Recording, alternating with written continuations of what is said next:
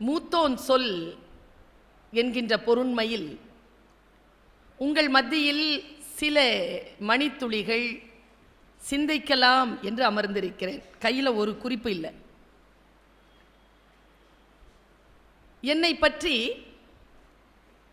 சில பல காலத்திற்கு முன்னால் உத்தமபாளையத்திலிருந்து ஒரு தம்பி முகநூலிலே ஒரு பதிவு போட்டிருந்தார். அந்த பதிவு என்னை கவர்ந்தது. என் பேச்சை பற்றி அந்த தம்பி என்ன பதிவு போட்டிருந்தான் என்றால், பர்வீன் சுல்தானாவை எனக்கு பிடிக்கும், அக்கா என்று நான் என் உடன் பிறந்தவரை கூட அழைப்பதில்லை, அவரைத்தான் நான் அழைப்பேன். அவர் பேச்சாளர் என்பதற்காக அல்ல, அவர் பேசுவது எனக்கு பிடிக்கும் என்பது வேறு செய்தி. இப்படிலாம் எழுதுகிறார் அவர். அதில் என்ன கருத்து கவர்ந்த ஒரு விஷயம் என்னன்னா, அவர் பேசுகிற எந்த கருத்துமே முக்கியம் இல்லை. சரியா? பர்வீன் சுல்தானா பேசுகிறார் என்று சொன்னால் அவர் பேச்சை கேட்கின்றவர்களுடைய மனதிலே சில அதிர்வலைகள் ஏற்படும். அந்த அதிர்வலைகளை ஏற்படுத்தி கொள்ளத்தான் அவர் பேச்சை கேட்பதற்காக வருகிறோம். ஒரு மிகப்பெரிய பிடரி கொண்ட சிங்கங்களின் அணிவகுப்பை கண்ட கவிஞரின் மனநிலைக்கு அவர் பேச்சை கேட்போரை அவர் அழைத்து செல்கிறார். அவர் பேச்சை விட முக்கியமானது அவருடைய மனநிலை. இளமை பருவத்திலிருந்து அவர் எந்த மனநிலையில் வளர்ந்தாரோ அந்த மனநிலையில்தான் அவர் பேசிக்கொண்டிருக்கிறார் என்று சொல்லி அவர் ஒரு பதிவு போட்டிருந்தார். நான் என் மனநிலையில் நின்று கொண்டு மிக பொறுப்புணர்வோடு என் குழந்தை பருவம் முதல் என்னை வழிபடுத்திய சில சொற்களை உங்களோடு பகிர்ந்து கொள்ளலாம் என்று நினைக்கிறேன். மிக சாதாரணமான வாழ்ந்து கெட்ட ஒரு குடும்பத்தில் பிறந்து வளர்ந்த பிள்ளை நான். ரொம்ப பெரிய பணக்காரங்களாக இருந்து திடீர்னு ஒரு பெரிய பிஸ்னஸ் லாஸ், 5 குழந்தைகளோடு அம்மாவும் அப்பாவும் நடுத்தெருவில் நிற்கிறார்கள். ஏதோ பண்ணி ஒரு வீட்டில் கொண்டு போய் எங்களை குடி வைக்கிறார். அந்த வீட்டை எங்கள் அம்மா தன்னுடைய நகையெல்லாம் அடமானம் வச்சு விற்று ஓரளவுக்கு வாங்கி பேங்க்லலாம் அடமானம் வச்சு அப்படி எங்களை பாதுகாக்கிறாங்க. அப்போ எனக்கு வயசு 6 7. என் தாய் என்ன செய்தார் என்றால், என் தந்தையார் இதில் ஒன்றும் செய்ய இல்லை. என் தாய் என்ன செய்தார் என்றால், தன்னுடைய 5 பிள்ளைகளையும் மாநகராட்சி பள்ளிக்கூடமாக இருந்தாலும் பரவாயில்லை, என்னால் அவர்களுக்கு பள்ளிக்கூட ஊதியம் கட்ட முடியவில்லை என்றாலும் பரவாயில்லை, என் குழந்தைகள் எங்கேயும் வேலைக்கு போக வேண்டாம், அவர்கள் படிக்கட்டும் என்று சொல்லி 5 பிள்ளைகளும் என் தாயார் படிக்க வைத்தார். மதிய வேளையில் சத்துணவு சாப்பிட்டு இரவு நேரத்தில் பசியோடு உறங்கிய நான் வாழ்ந்த காலத்தில் பல்லாயிரக்கணக்கான குழந்தைகள் அப்படி இருந்திருக்கிறார்கள். அந்த பல்லாயிரக்கணக்கான குழந்தைகளில் பசியோடு உறங்கிய குழந்தையில் நானும் ஒருத்தி. இந்த அளவிற்கு என்னுடைய வாழ்க்கையில் சில முன்னேற்றங்களை நான் கண்டிருக்கிறேன் என்றால் அதற்கு காரணம் நான் சொல் கேட்டு வளர்ந்த பிள்ளை. என்னுடைய வாழ்க்கையில் நான் சில விஷயங்களை செய்ய வேண்டும், சில விஷயங்களை செய்யக்கூடாது என்கின்ற முடிவிற்கு இந்த அறம் சார்ந்த சொற்கள் என்னை வழிபடுத்தி இருக்கின்றன. அவை பன்மொழிகளில் என்னை வந்து சேர்ந்திருக்குது. அதை நான் இங்க சொல்லி ஆகணும். தமிழில் மட்டுமல்ல, உருது மொழியில் வந்து சேர்ந்திருக்கிறது, ஹிந்து மொழியில் வந்து சேர்ந்திருக்கிறது, அராபிய மொழியில் வந்து சேர்ந்திருக்கிறது. இத்தனை மொழியில் எனக்கு முன்னதாக பிறந்த பெருமக்களினுடைய சொற்கள் தான் என்னை வழிபடுத்தி இருக்கிறது. அந்த சொற்களில் என் ஆன்மாவை பலப்படுத்திய சில விஷயங்களை பகிர்ந்து கொள்வதற்கு ஒன்றும் ப்ரிப்பரேஷன் வேண்டாம் தானே. இது என் பிள்ளை பிராயத்திலிருந்து நான் சேர்த்து கொண்ட என் மனநிலை, என்னை வளர்த்தி கொண்ட ஒரு விதம். ஐயா பெருந்தகை அவர்கள், ராஜகோபால் ஐயாவுக்கு முன்னால் தலைவராக இருந்த அவர்கள் தலைமையில் இருந்த பொழுது நான் இந்த மேடையில் பேசியிருக்கிறேன். சிறிய பிள்ளையாக இருக்கின்ற பொழுதே நல்ல தமிழ் பேசினால், நல்ல சிந்தனையாளராக இருந்தால் அவர்களை எங்கெனும் தேடி கண்டுபிடித்து கொண்டு வந்து தான் சார்ந்திருக்கக்கூடிய மக்கள் மத்தியில் நல்ல சொற்களை சொல்ல வைக்கக்கூடிய ஒரு பெரும் முயற்சியை இந்த மார்கழி பெருவிழா பெருமக்கள் செய்த வண்ணம் இருக்கிறார்கள்.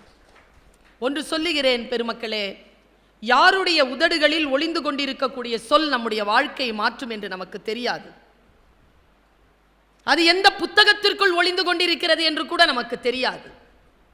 எவ்வளவு சீக்கிரமாக அந்த சொல் நம்மை வந்து சேர்கிறதோ அவ்வளவு சீக்கிரமாக நம்முடைய வாழ்க்கையில் மாற்றம் நிகழ்கிறது. அந்த ஒற்றை சொல் என்னை வழிபடுத்திய இந்த சொற்களில் உங்களை வந்து சேர்ந்திருக்குமே, ஆனால் இதோ 3 நாட்களாக கடுமையான பயணத்தில் இருக்கக்கூடிய என்னுடைய பயண களைப்பும் தீர்ந்து என் பயணம் வெற்றிகரமான பயணமாக அறிவிக்கப்படும் என்பதனை மட்டும் இறைவனிடத்தில் சொல்லிக் கொள்கிறேன். இன்றைக்கு கிறிஸ்துமஸ் நாள், இயேசு பிறந்த தினம். எதற்காக இயேசுவை கொண்டாடுகிறோம்? நீங்க மார்க்கம்லாம் விட்டுடுங்க. இப்போ கணபதியினுடைய வழிபாட்டை முடித்து நான் உட்கார்ந்து, இன்றைக்கு கிறிஸ்துமஸ் திருநாள். நான் எப்பொழுதுமே என்னுடைய மனநிலையில் என்னுடைய மூத்தோர்கள் என்னை எப்படி வழிபடுத்தி இருக்கிறார்கள் என்று சொன்னால், எந்த ஒரு வார்த்தைக்கும் எந்த ஒரு மனநிலைக்கும் அடுத்த பக்கம் என்று ஒன்று உண்டு. அடுத்த பக்கத்தை சரியாக விசாரிக்காமல் ஒரு முன்னால் இருக்கின்ற பக்கத்தை விசாரித்து விட முடியாது.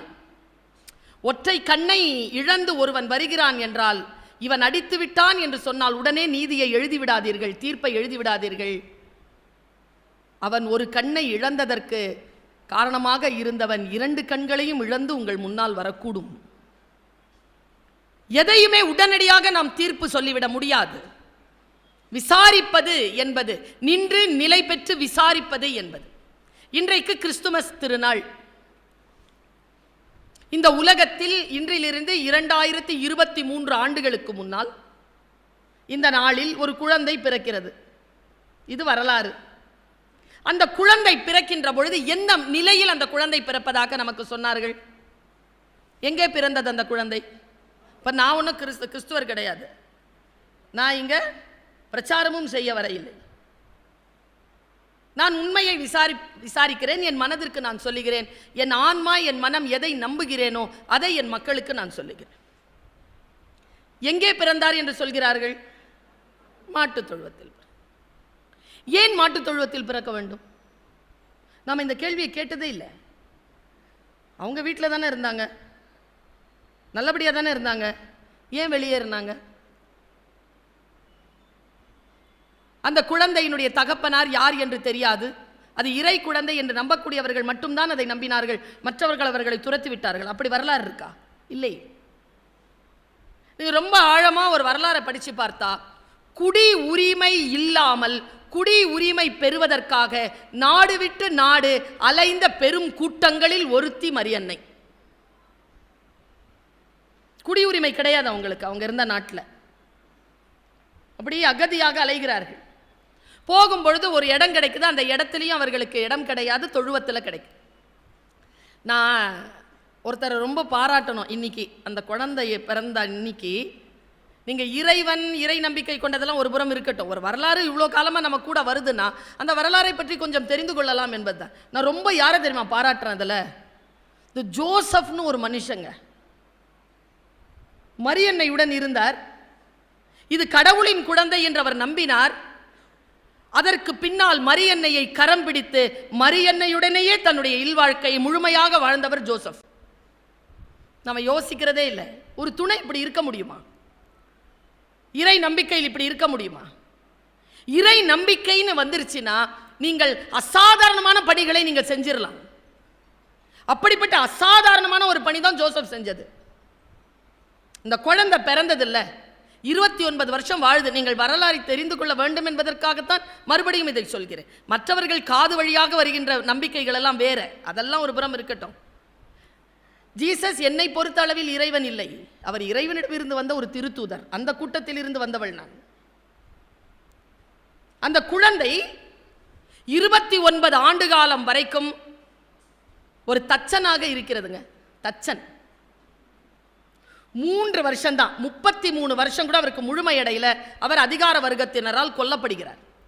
3 வருஷம் சமூகத்தில் களமாடியதனால் 2023 ஆண்டுகள் கழித்தும் இதோ இந்த நிலையிலும் அவர் பேசப்பட்டு கொண்டே இருக்கிறார். அந்த 3 ஆண்டுகளில் அவர் செய்த ரிஃபார்மேஷன் என்ன? என்ன செஞ்சார்? அவர் கோயிலுக்குள்ள நுழையிறாருங்க.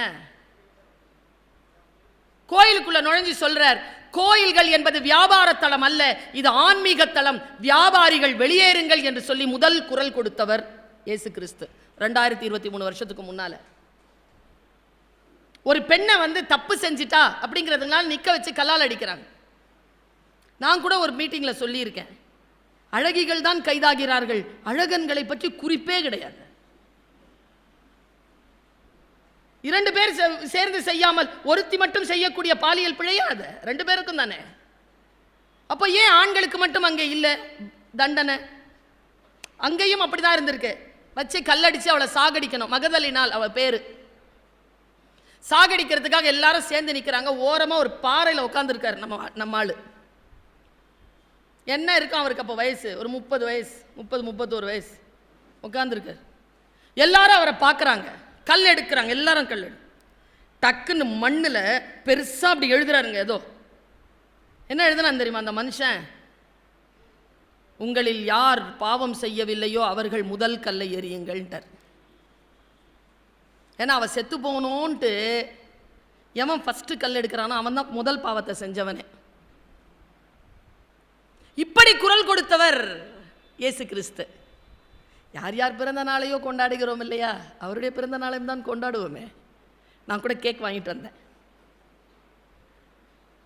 தாழ்த்தப்பட்ட, பிற்படுத்தப்பட்ட, பாதிக்கப்பட்ட மக்களுக்காக யோசித்த தலைவர்களில் ஒருவர் இயேசு கிறிஸ்து. இப்படித்தான் நான் இயேசு கிறிஸ்துவை பார்க்கிறேன். என்னுடைய வாழ்க்கையில் நான் சந்தித்த மனிதர்களில் அல்லது நான் வாசித்த பெருமக்களில் என் மனதிலே ஆழமாக இடம் பிடித்தவர்கள் அப்படின்னு பார்த்தீங்கன்னா ஒரு 100லிருந்து 200 பேர் இருக்கிறாங்க. 100லிருந்து 200 பேர்களை என் மனதிலே நான் ஆழமாக விதைத்து வைத்திருக்கிறேன். அவர்களுடைய சொற்கள். பைபிள் தொடங்கிட்டேன், இயேசு கிறிஸ்து பற்றி பேசிட்டேன். பைபிள்லேருந்து ஒரு விஷயத்தை மட்டும் சொல்லிட்டு என்னுடைய பேச்சை நான் சொல்கிறேன். நான் ஒரு விஷயத்தை இன்னைக்கு சொல்கிறேங்க. இந்த மார்கழி பெருவிழாவில் இயேசு கிறிஸ்துவை பற்றி பேசுவதற்கோ பைபிளை பற்றி பேசுவதற்கோ கிறிஸ்துவராக இருக்க வேண்டிய அவசியம் இல்லை. பகவத்கீதையை பற்றி பேசுவதற்கு இந்துவாக இருக்க வேண்டிய அவசியம் இல்லை. குரானை பற்றி பேசுவதற்கு முஸ்லிமாக இருக்க வேண்டிய அவசியம் இல்லை. மனிதனாக இருந்தால்தான் இதை எல்லாவற்றையும் படிக்கக்கூடிய வாய்ப்பு நமக்கு கிடைக்கும். இதை படிச்சா பாவம், அதை படிச்சா பாவம்னு சொன்னவன் தான் பாவி. எல்லாவற்றையும் வாசித்தல், எல்லாவற்றையும் தெரிந்து கொள்ளுதல். அப்படி தெரிந்து கொள்ளுகின்ற பன்முகத்தன்மை கொண்ட ஒரு நாட்டில் தானே நாம் வாழ்கிறோம். எனக்கு தீபாவளி அவ்வளோ பிடிக்குங்க. அதிரசம் வரும், 10 வீட்டில் இருந்தாவது வரோன்னு எனக்கு தெரிஞ்சிடும். இது இந்த மூலை வீடு, இது 3வது வீடு, அது 4வது வீடுன்ற டேஸ்ட் தெரியுங்க. ஒரு 10 வருஷமா வருது, அதிரசம் வருது, ஆனால் எல்லாம் ஒரே டேஸ்டாக இருக்குது.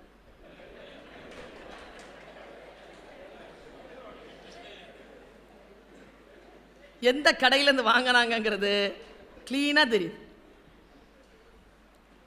நாம் ஏதோ ஒன்றை இழந்து கொண்டிருக்கின்ற நேரத்தில் அந்த ஒன்றை மட்டும் இழந்துவிடக்கூடாது என்று பிடித்துக் கொள்வதற்காகத்தான் சில மூத்தோன் சொற்களை கொண்டு வந்திருக்கிறேன்.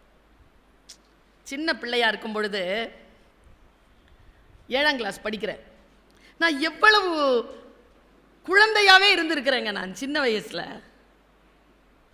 உண்மைங்க 10-15 வயசு வரைக்கும் குழந்தையாவே இருந்தாதாங்க 15 வயசு வரை அப்புறமா அப்படி வளர முடியும். 7 வயசுல முத்தல் ஆயிடுச்சுன்னு வச்சுக்கோங்க. அது எங்க இருந்து 16 வயசுல ஞானத்தை தேடி போறது? அதுக்கு தான் எல்லாம் தெரியுது. 6 வயசுல எல்லாம் தெரியுது. ஒரு குழந்தமையை பறித்திருக்கக்கூடிய இந்த நேரத்தில் இவ்வளவு வயது கடந்து மூத்தோன் சொல் உள்ளே நிற்கிறது என்றால் மூங்கில் போல வளர்ந்திருக்கிறேன். ஒரு மூங்கில் வளர்கின்ற பொழுது 1 அடி வளர்றதுக்கு 4 வருஷம் ஆகும். அடுத்த 5வது வருஷத்துல 80 அடி வளரும். அது திடீர்னு வளர்ந்த 80 அடி அல்ல, 4 வருடங்கள் அது வேர் பாய்ந்து இருப்பதற்கான வெளிச்சம்தான் 5வது வருடத்தில் 80 அடியாக வளர்வது. அடிப்படையில் சில விஷயங்களை நாம் குழந்தைகளுக்கு தந்தாக வேண்டும். 7ஆம் கிளாஸ் படிச்சுட்டு இருக்கும் போது எனக்கு பிரஷ்ஷை வாங்கி கொடுத்துச்சு எங்கள் அம்மா. எல்லாம் அந்த கறி போட்டு தானே தேய்ச்சிட்டு இருப்போம். கறியை போட்டு கடகடான்னு மெல்லுவோம் வேற.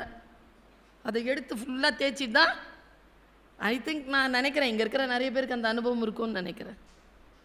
எங்கள் அம்மா ப்ரஷ் வாங்கி கொடுத்தாங்க. படுக்கையில் வச்சுக்கிட்டு எப்போ விடியோன்னு ராத்திரிலாம் தூங்காமல் படுத்துருந்துருக்குறேங்க நான். எனக்கு தெரியாதுங்க நைட்டும் தேய்க்கலான்னு. அவ்வளவு குழந்தையாக இருந்திருக்கிறேன். ஒரு கிளிப்புங்க, ஒரு கிளிப்புக்காக 1 வாரம் தவம் இருந்து 3 நாட்கள் தலையணையில் வைத்து ரம்ஜான் அன்றைக்கு காலையில் எழுந்திருச்சு அதை போட்டுக்கொண்ட அந்த பெருமிதம். இன்றைக்கு என் குழந்தைகளை நான் இந்த பரவசத்திற்கு கொண்டு செலுத்த முடியவில்லையே. சந்தோஷப்படுத்திருங்க பாப்போம் பிள்ளைகளை. எவ்வளவு கொடுத்தாலும் சந்தோஷம் வர மாட்டேங்குது. அப்படி என்றால் ஏதோ ஒரு சொல்லில் நாம் பின்னடைவு கண்டிருக்கிறோம். ஏதோ ஒன்று நமக்கு புரிய இல்லை. நான் இந்த பைபிளை சொன்னேன் இல்லையா, பைபிள்ல இயேசு கிறிஸ்து சொன்ன சில வார்த்தைகளை சொல்றேன். முதல் வருகின்ற மூத்தோன் சொல். இது நான் சொன்னதெல்லாம் ஏன் சொல்லு, இப்போதான் ஃபர்ஸ்டா ஓபன் பண்றேன். இன்னைக்கு அவருக்கு பர்த்டே இல்லை, எ ட்ரிபியூட் ஃபார் ஜீசஸ் கிரைஸ்ட். ஒரு சொல்லுங்க. மனசுல நிறைய இளைய குழந்தைகள் வந்திருக்கிறீர்கள். இந்த பெருவிழா குழுவிற்கு என்னுடைய வாழ்த்துக்கள். ஏனென்றால் எங்கே இளைஞர்களும் குழந்தைகளும் ஒரு நிகழ்ச்சிக்கு வருகிறார்களோ நீங்க கவலைப்படவே வேண்டாயா. இன்னும் ஒரு 50 வருஷத்துக்கு இந்த பெருவிழா நடக்கும். வடம் பிடித்து பிள்ளைகள் எடுத்துக்கொண்டு செல்வார்கள். பாருங்க, 10 கன்னிமார்கள் தூங்கிட்டு இருக்காங்க. இது ஒரு காட்சி. 10 பேர் தூங்கிட்டு இருக்காங்க. பைபிளில் வரக்கூடிய ஒரு கதை. நாம தான் படிக்கிறது இல்லையா, அதை இன்னிலேருந்து ஆரம்பிங்க படிக்கிறது. எதுவாக இருந்தாலும் பரவாயில்ல, படிக்கலாம். 10 பேர் படுத்துட்டு இருக்காங்க. திடீர்னு ஒரு அசிரீரியா ஒரு குரல் வருது. உங்கள் மணவாளன் வந்து விட்டார், ஆயத்தமாக இருங்கள். இப்போ நீங்கள் மணவாளன் வந்து விட்டார டெலீட் பண்ணிடுங்க. மூத்தோன் சொல், ஆயத்தமாக இருங்கள். Stay alert, stay prepared.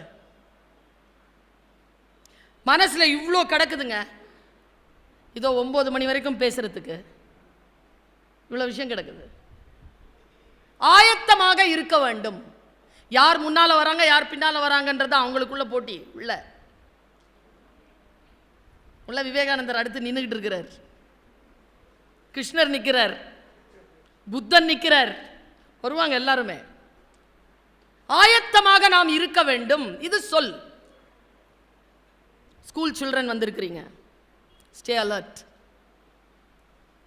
உன்னியம்தான். பின்னால் திரும்பி பார்த்தா 10 பேர் தூங்கிட்டு இருக்காங்க. சொல் வந்துருச்சு, ஆயத்தமாக இருங்க, ஸ்டே ப்ரிப்பேர்ட். எந்திரிச்சாங்க. எனக்கு இதில் என்ன எனக்கு ஆச்சரியம்னா, எனக்கு இதில் மத கருத்தே தேவையில்லைங்க. நான் பகவத்கீதை படிக்கிறேன், எனக்கு மத கருத்தே தேவையில்லைங்க. எனக்கு குரான் படிக்கிறேன்னா மத கருத்து தேவையில்லைங்க. எனக்கு மனிதனை வழிபடுத்துறதுக்கு ஏதாவது இருக்கிறா சொல், எடுத்து செல்கிறேன். நான் மனிதனை வழிபடுத்துதா சொல்லு, அதுக்குள்ளே ஏதேனும் ஒரு சூட்சுமம் வச்சிருக்கிறியா சொல்லு, எடுத்துக்கிறேன் நான். ஆயத்தமாக இருங்கள். எழுந்திருச்சாங்க எல்லாருமே. காலை நேரம். என்னடா இது ஆயத்தமாக இருங்கள்ன உடனே அதில் கொஞ்சம் புத்திசாலி கன்னிமார்கள், ஜீசஸ் கிரைஸ்ட் சொல்ற கதை. புத்திசாலி கன்னிமார்கள் என்ன பண்ணாங்கன்னா தீப்பந்தத்தை எடுத்துக்கொண்டார்கள். நல்லா தெரிஞ்சுக்கோங்க, இன்னைக்கு மேத்தமேட்டிக்ஸ்ன்ற ஒரு சப்ஜெக்ட் இருக்கு. அடுத்து இன்னொரு சப்ஜெக்ட் அறிமுகப்படுத்திட்டாங்க, applied mathematics. Psychology, applied psychology. Biology, applied biology. இதோ நான் பேசிட்டு இருக்கிறது லிட்ரேச்சர், அப்ளைடு லிட்ரேச்சர். அப்ளை பண்ணிக்கோங்க, லைஃப்ல அப்ளை பண்ணிக்கோங்க. உங்கள் சூழல் எனக்கு தெரியாது, நீங்கள் எதற்காக நான் ஆயத்தமாக இருக்க வேண்டும் என்று இறைவன் என் வாயிலாக உங்களுக்கு சொல்ல நினைக்கிறான் என்று எனக்கு தெரியாது. நீங்கள் ஆயத்தமாக இருந்து கொள்ளுங்கள். தீப்பந்தத்தை எடுத்துக்கொண்டார்கள். புத்தியற்ற கன்னிமார்கள் கேட்டார்கள், இப்பொழுதுதானே விடிந்திருக்கிறது, எதற்கு தீப்பந்தம்? புத்தியுள்ள கன்னிமார்கள் சொன்னார்கள், எப்பொழுது வருவார் என்று தெரியாது, இரவாய் போனால். இங்க நிறுத்துங்க. இதுக்கு பைபிள் தேவை கிடையாது, நானே போதும். பைபிள் என்ன சொல்லுது பாருங்க. அவர்கள் என்ன செய்தார்கள்? தீப்பந்தத்தை எடுத்துக்கொண்டவுடன் புத்தியற்ற கன்னிமார்கள் புத்தியுள்ள கன்னிமார்களை பார்த்து தானும் தீப்பந்தத்தை எடுத்துக்கொண்டார்கள். ஆனால் அவர்கள் செல்ல ஆரம்பிக்கின்ற பொழுது புத்தியுள்ள கன்னிமார்கள் கூடுதலாக எண்ணெயையும் எடுத்துக்கொண்டார்கள். சரியா? ஆயத்தமாக இருங்கள். எப்போ வேணாலும் எது வேணாலும் நடக்கலாம். Stay alert. போனாங்களா? காத்திருக்கிறார்கள். நினைச்ச மாதிரியே மணவாளன் வருவதற்கு காலதாமதம் ஆயிற்று. நீங்க கன்னிமார்கள் ஏன் தெரியுமா உங்களுக்கு சொல்றாங்க? அவங்க கையில் ஒரு மோதிரம் போட்டிருப்பாங்க. அது இறைவனை மணாளனாக நினைத்து போடப்பட்ட மோதிரம். இறைவனுக்காக அவர்கள் காத்திருக்கிறார்கள். இறைவன் தான் அவருக்கு மணவாளன். அவர்கள் இறைவனுக்காக காத்திருக்கும் கன்னிமார்கள். சிஸ்டர்ஸ்னு சொல்றோம்ல, அவங்க கையில் மோதிரம் போட்டு காத்திருப்பாங்க. அவங்க இறைவன் வருவதற்கு, மணாளன் வருவதற்கு காலதாமதம் ஆயிற்று. எல்லோரும் தீப்பந்தத்தை ஏற்றிக்கொண்டார்கள். இப்போதான் இருக்கு ட்விஸ்ட். மணாளன் வருவதற்கு இன்னும் தாமதமாயிற்று.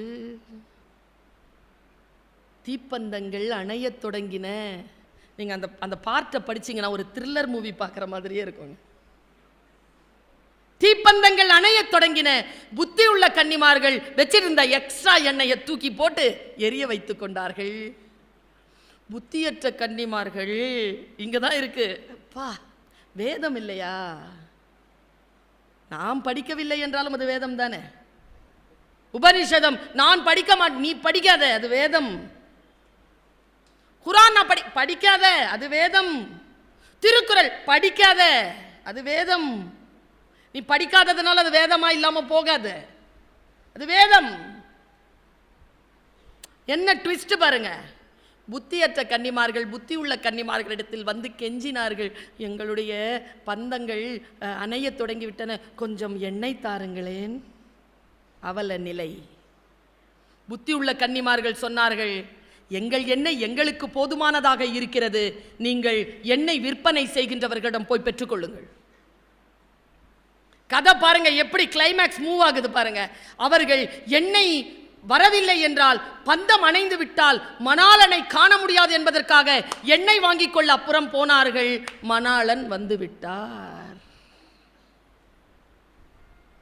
தனக்காக காத்திருந்தவர்களோடு சென்று கோவிலில் கதவடைத்துக் கொண்டார்.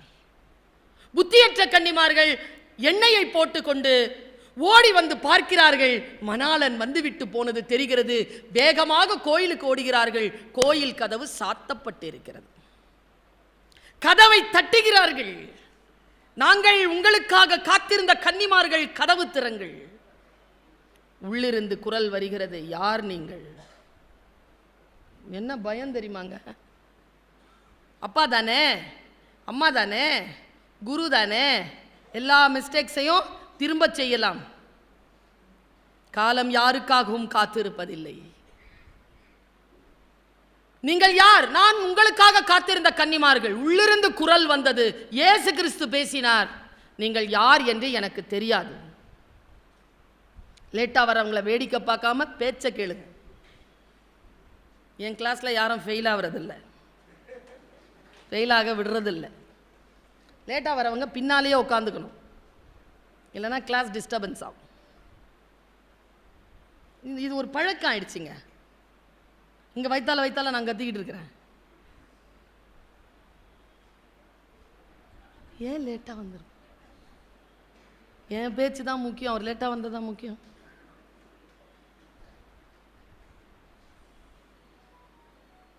இது கிளாஸ்லேயும் இதுதான் நடக்குது, வீட்லேயும் இதுதான் நடக்குது. நீங்கள் யார் என்று எனக்கு தெரியாது. இறைவன் பதில், இல்லை இல்லை, நாங்கள் உங்களுக்காக தான் காத்து கொண்டிருந்தோம், திறங்கள். இல்லை, எனக்காக காத்து கொண்டிருந்தவர்களோடு வந்து நான் கதவடைத்துக் கொண்டேன். கடைசி ஃபைனல் ஸ்டேட்மெண்ட் ஆஃப் காட், நீங்கள் திரும்பி போகலாம். கதை முடிஞ்சிருச்சுங்க. இறைவனாக இருந்தாலும் நாம் தயாராக இல்லை என்றால் நீங்க சொல்ல முடியுமா? நம் உயிரை பறிக்க வருகின்ற அந்த இறை தூதனிடத்தில் ஒரு செகண்ட் ஒரே ஒரு விஷயம் மட்டும் என் லாக்கர் நம்பரை மட்டும் சொல்லிட்டு வந்துடுறேன், ஒரு வினாடி நிற்பான் அவன், நீங்கள் திரும்பி போகலாம். எவ்வளவு கதவு தட்டினாலும் கிடைக்காது. Stay alert. இந்த வார்த்தை எனக்கு என் மூத்தோன் சொல்லிலிருந்து கிடைக்கிறது. Stay prepared.